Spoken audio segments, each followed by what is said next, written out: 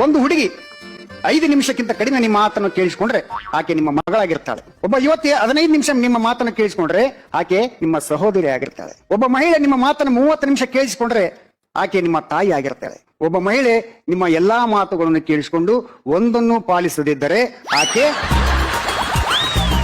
ಕಿವುಡಿ ಆಗಿರ್ತಾಳೆ. ಹೆಂಡತಿ ಅಂತ ಹೇಳಕ್ ಹೋಗ್ಬಾರ್ದು, ಅದು ಇರ್ತದ, ಹೇಳಕ್ ಹೋಗ್ಬಾರ್ದು, ಹೊಡೆದೇ ಹೋಗ್ಬಾರ್ದು ನಿಮಿಷ ಅಷ್ಟ. ಗಂಡ ಹೆಂಡತಿ ನಡುವ ಸಾಕಷ್ಟು ಹಾಸ್ಯ ಪ್ರಸಂಗಗಳಾದ್ರು. ಒಬ್ಬ ಜಿಪುಣ ಗಂಡ ನಮ್ಮ ಕಲಬುರಗಿ ಕಡೆಗೆ ಹೆಂಡತಿ ಕರ್ಕೊಂಡು ಹೊಂಟಿದ್ದ. ಹೋಗ್ತಾ ಇರ್ಬೇಕಾದ್ರೆ ಮಂತ್ರಾಲಯ ರಾಯಚೂರು ಸ್ಟೇಷನ್ ಬಂತು. ಬೇಸಿಗೆ ಟೈಮು, ನೀರು ಕುಡ್ಬೇಕನ್ನಿಸ್ತು. ಹೇಳ್ತಿ ಗಂಡಿಗೆ ಹೇಳಿದ್ಲು, ಜಿಪುಣ ಗಂಡಗೆ ಏನಂತೀವಿ, ರೀ ಬಾಯಾರಿಕೆ ಆಗಿದೆ, ಒಂದ್ ಬಾಟಲ್ ನೀರು ತೊಗೊಂಬರಿ ಅಂತಂದು. ಮೊದಲೇ ಜಿಪುಣ ಅದನ್ರ ಅವಾಗ ಏನ್ ಅನ್ಬೇಕು, ನಿನಗ ನೀರಿನ ಬಾಟಲ್ ಯಾಕ ಮೈಸೂರು ಪಾಕ್ ಕೊಡ್ತೀನಿ ಅಂತಂದ. ಇಷ್ಟಂದ ತಕ್ಷಣ ಹೇಳ್ತಿದ್ಲು, ಮೈಸೂರು ಪಾಕ್ ಅಂತ ತಕ್ಷಣ ಬಾಯಲ್ಲಿ ನೀರು ಬಂತು ನೋಡ್ರಿ ಅಂದ್ಲು. ಬಂತಲ್ಲಿ ನೀರು ಅದನ್ನ ಕುಡಿ ಮತ್ತೆ ಯಾಕಂದ. ನಾನು ಶಾಪುರದಲ್ಲಿ ಒಂದು 15 ವರ್ಷಗಳ ಹಿಂದೆ ಒಂದ್ಸಲ ಒಂದು ಓಣಿಯಲ್ಲಿ ಹೋಗ್ತಾ ಇರ್ಬೇಕಾದ್ರೆ ದೀಪಾವಳಿ ಹಬ್ಬದ ಸಂದರ್ಭ, ಒಂದು ಮನೆಯಲ್ಲಿ ಹಬ್ಬದ ವಾತಾವರಣ ಕಾಣಿಸ್ಲೇ ಇಲ್ಲ ನನಗೆ. ನಾನು ಒಳಗಡೆ ಹೋದೆ, ಯಾಕಮ್ಮ ಹಬ್ಬದ ವಾತಾವರಣ ಕಾಣಿಸ್ತಾ ಇಲ್ಲ ಯಾಕಂತ ಕೇಳಿದೆ.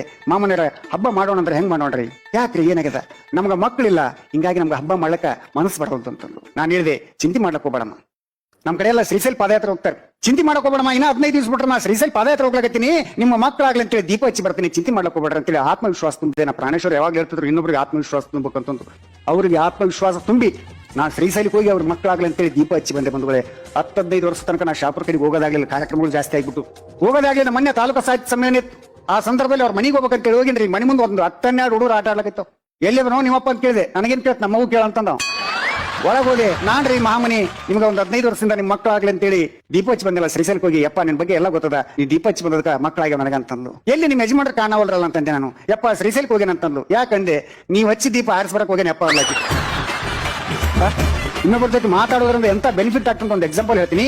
ವಿದೇಶದಲ್ಲಿ ಒಂದು ಫ್ಯಾಕ್ಟರಿ, ಚಳಿ ಇರುವಂತ ತುಂಬಾ ಚಳಿ ಇರುವಂತ ಪ್ರದೇಶ, ಅಲ್ಲಿ ಫ್ಯಾಕ್ಟರಿಯಲ್ಲಿ 150 ಜನ ಕೆಲಸ ಮಾಡ್ತಿದ್ರು.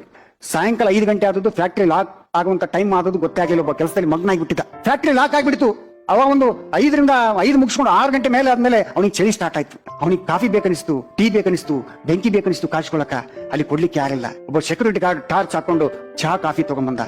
ಬಂದು ನಾನು ಇಲ್ಲಿದ್ದೀನಿ ಅಂತೇಳಿ ಹೆಂಗ್ ಗೊತ್ತಾಯ್ತು ಅಂತ ಕೇಳಿದ. ಅದು ಆಮೇಲೆ ಹೇಳ್ತೇನೆ ಸರ್, ಮೊದಲು ಟೀ ಕಾಫಿ ಕುಡ್ರಿ ಅಂತಂದ. ಕುಡ್ದ.